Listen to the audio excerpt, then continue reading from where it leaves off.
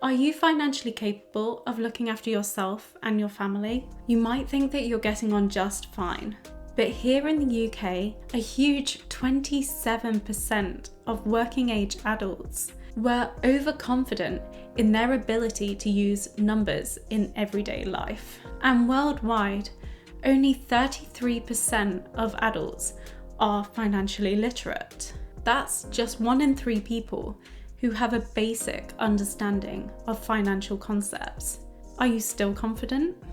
I'm going to be diving into the statistics to reveal how learning more about personal finance could unlock a whole new world for you and save you from making some financial faux pas.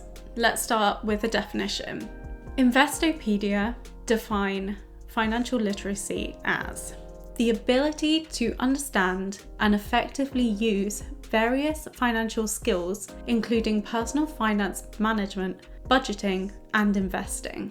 Why does financial literacy matter? Here in the UK, the Money and Pensions Service found that 20.3 million people did not feel confident in managing their money. And it's clear globally that people are not prepared for the rapid changes to the financial landscape. A UK study found that 22% of people had less than £100 in their savings. Now, this is an incredibly vulnerable position to be in because it means there are no funds available to support you if something unexpected should happen. For example, losing your job during the COVID pandemic, and something as simple as your car breaking down is probably going to cost you upwards of £100. On top of this, increasingly complex financial products are becoming available to the wider public. For instance, access to credit products. People that don't understand the idea of compound interest are more likely to spend more on transaction fees, run up bigger debts, and incur higher interest rates on loans. This is a big problem when in the UK, nearly 9 million of us are in serious debt. Another problem is that governments are facing an aging population and smaller pension pots, which means the responsibility for providing for ourselves in our retirement is beginning to fall on us. In the UK, 55% of people don't think that they know enough about pensions to make these sorts of decisions. In European countries, it's been found that younger adults are undersaving for retirement, while older adults lack the financial understanding to actually deal with the economic challenges of retirement. All of this means that people are not well equipped to make the best financial decisions for their futures. So let's talk about the benefits of a financial education. Smart money management is about more than simply avoiding debt. For businesses, having employees that have a strong grasp on numbers is likely to make them better prepared for starting work and make them more productive. These skills are also highly transferable and can boost entrepreneurship. For individuals, financial literacy is a core skill, and being able to make informed decisions is the key for growing wealth and for having good long-term financial outcomes. The level of financial understanding we have is largely governed by our individual characteristics, influence from our parents, and our education. But financial literacy is a problem globally.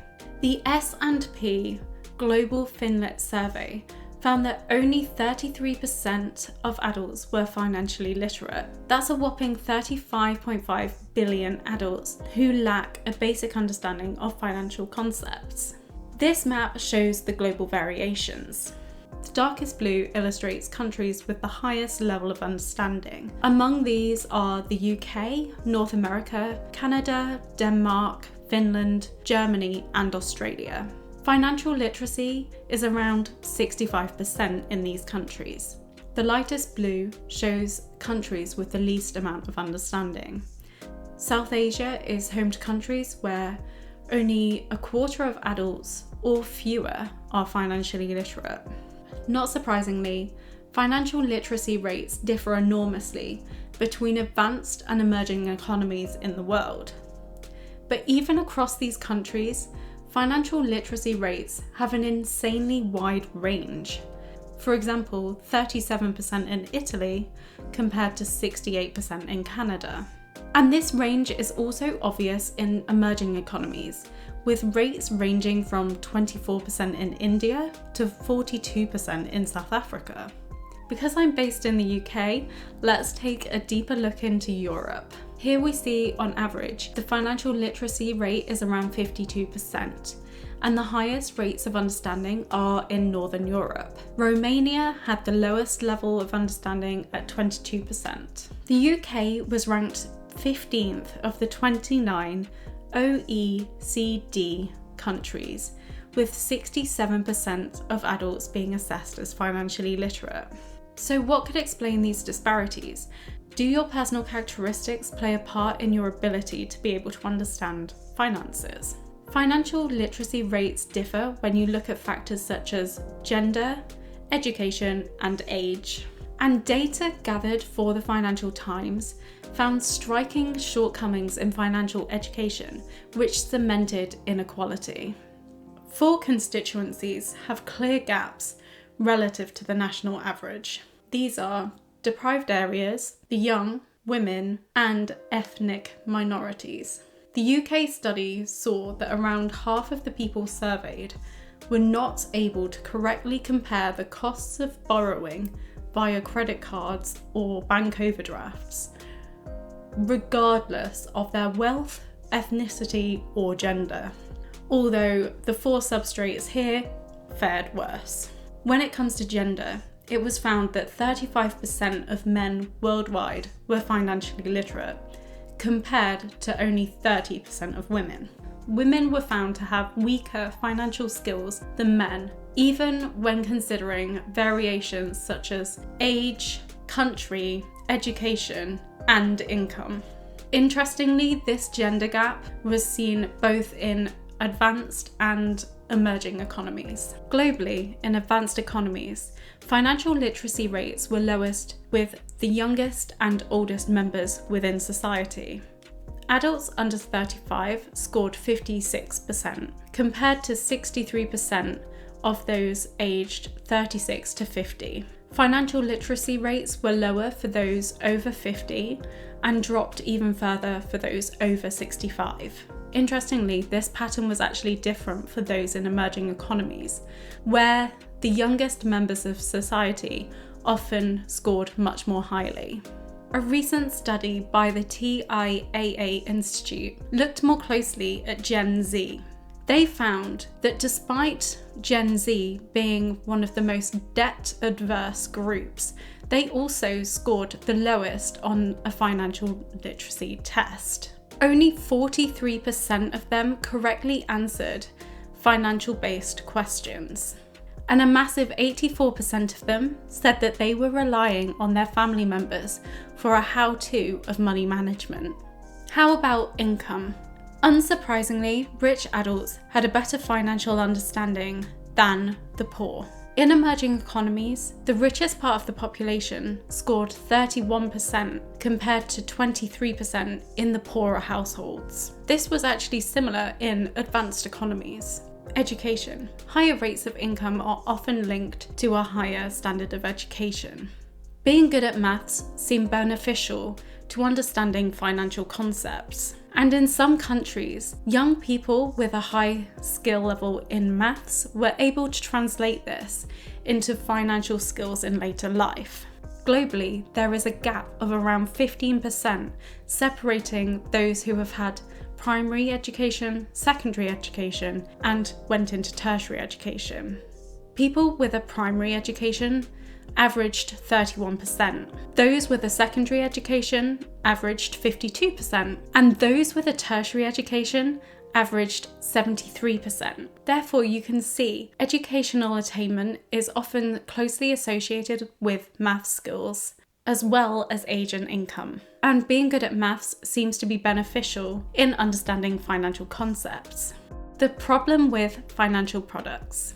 It's no secret that credit products are becoming much more readily available, but many of these have high interest rates and very complex terms.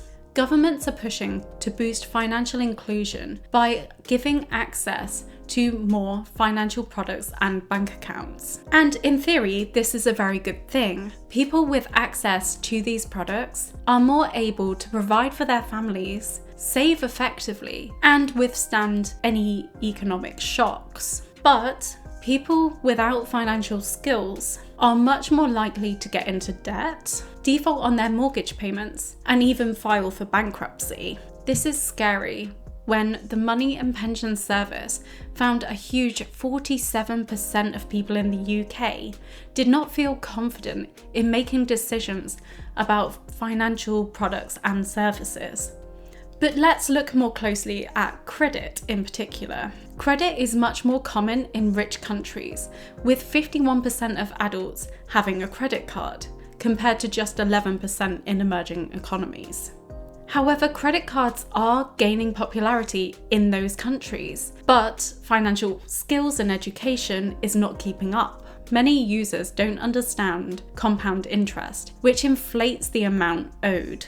A 2015 study found that credit card ownership in China had doubled since 2011. However, half of the people with credit cards were not able to perform simple calculations to do with interest. Even in countries where credit card ownership is much more established, understanding of related financial concepts is relatively low at only 57%. This means that a vast majority of the population who use credit cards are ill prepared for the effects that it could have on their futures. In today's fast-paced world, being financially savvy is incredibly important. It can help you succeed in the workplace and allow you to make sound decisions about investments and pensions, which could set you up later in life. Adults with financial skills are also much less likely to default on loans and are more likely to teach their children good financial habits. This is incredibly important when children's attitudes to money is established as early as 7 years old. Financial behaviour can be hard to influence, but the benefits of recognizing your knowledge and any shortfall is the key to unlocking your financial potential and allowing you to live free of worry and doubt about your money.